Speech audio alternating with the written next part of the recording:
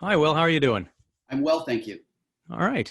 I want to start out by saying that Stand by Me was such an important film to me growing up, and it was a real bonding experience for me and my dad.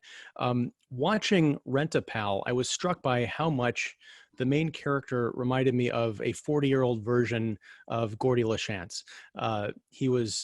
He had never had he never found his friends. He was awkward and kind of socially alienated, dealing with distant parents and coping with a loss that he could never really get over.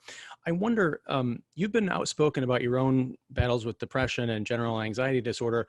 Was this the kind of thing that attracted you to John Stevenson's script? And was there any temptation to go for the role of the David character, other than his cheerful VHS virtual buddy, Andy?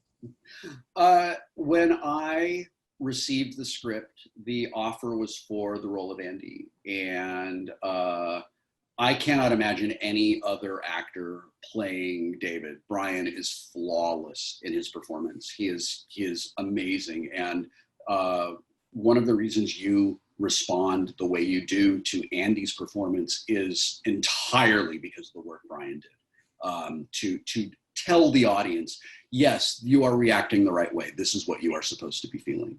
Um, I loved this script from the first few pages. Like, I was just on board immediately, and it just got better and better as I read it. And I lost track of time while I read it. I couldn't wait to see what was going to happen next. I was turning the pages as fast as I could.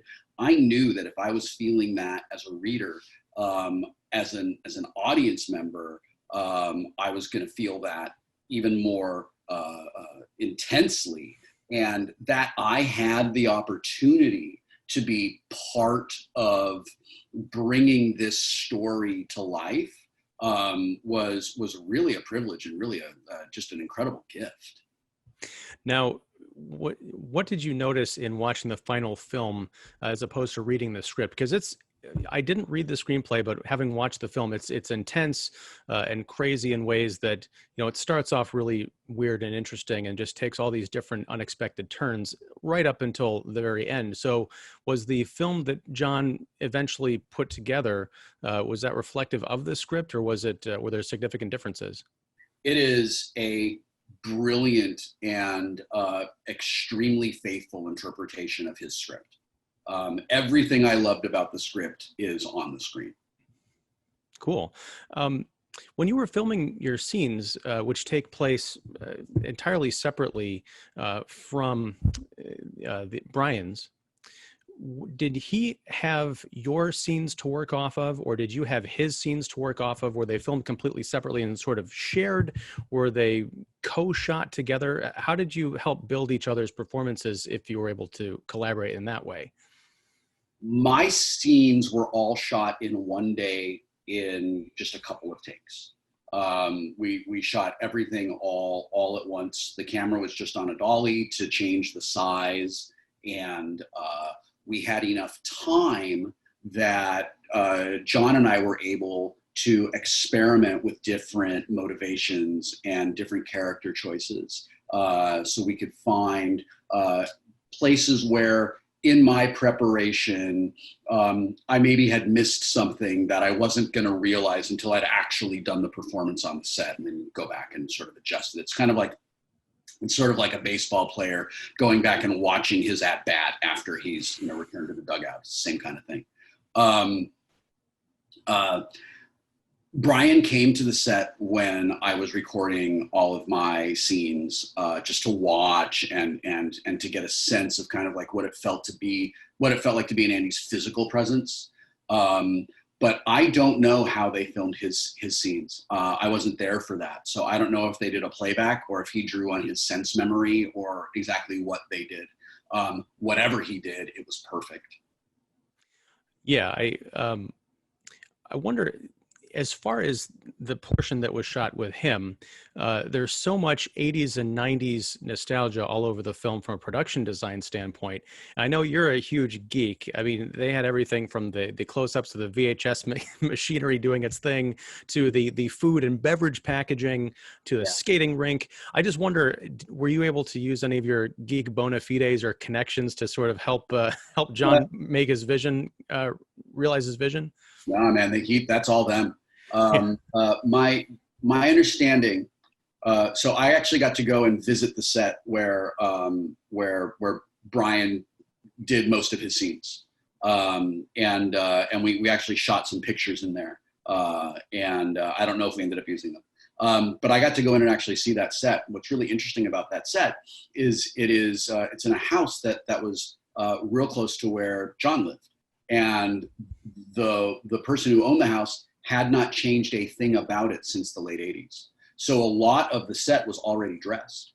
And my understanding is the art department, the set decorators, all of the people who were involved in that side of the film, kind of just were able to like really dial in and get really specific and really pull out those pieces of 1990 that go, wow, this is real. This is a real period piece, because a lot of that stuff was already on the set. And I think they did an incredible job immersing us in that time. And now that you say that, it makes sense, because I was a teenager back in that time, and I know we're right around the same age. So I feel like it does really feel like a time capsule. It doesn't feel like something that was necessarily dressed, but just sort of found. So that's really cool. As far as Andy's scenes, this weird motivational VHS tape has you and David's character interacting in a lot of strange ways, playing cards. There's some guitar stuff going on. Was there anything that was cut out that you filmed that didn't make the final cut? And what was the standout, if there was something particularly bizarre? I know that there are performance choices that we tried, and not, you only pick one of them. So there were choices that we tried that I know didn't make the final cut. I couldn't tell you specifically what they were, but honestly, what's on the page is in the movie. It is speaking from my part of the performance, from my interpretation, for the work that I did. I had and have a respect and admiration for the material, a respect and admiration for John. And I wanted to do everything that I could to realize his vision.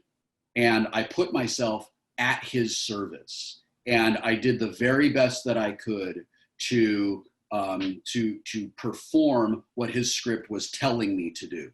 Where I got there, I'm really happy about, and I'll take credit for it. And everywhere else, he helped get me there. And the final performance is really, there's not a moment in the performance where I feel like I wish I hadn't done that.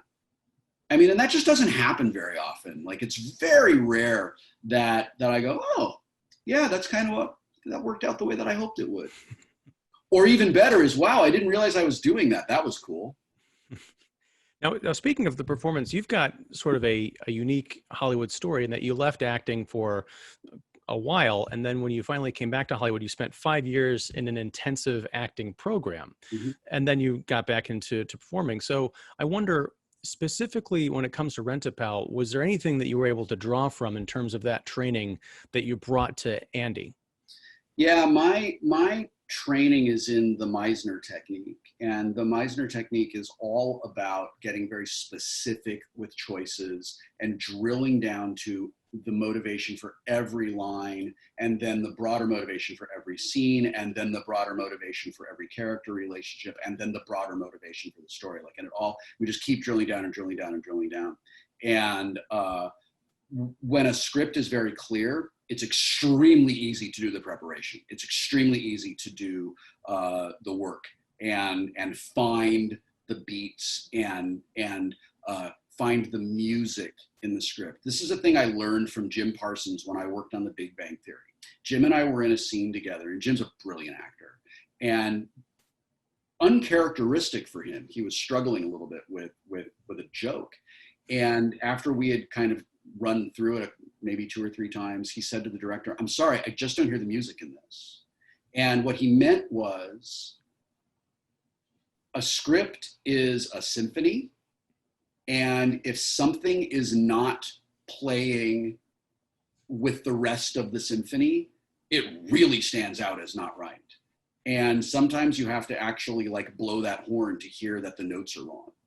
And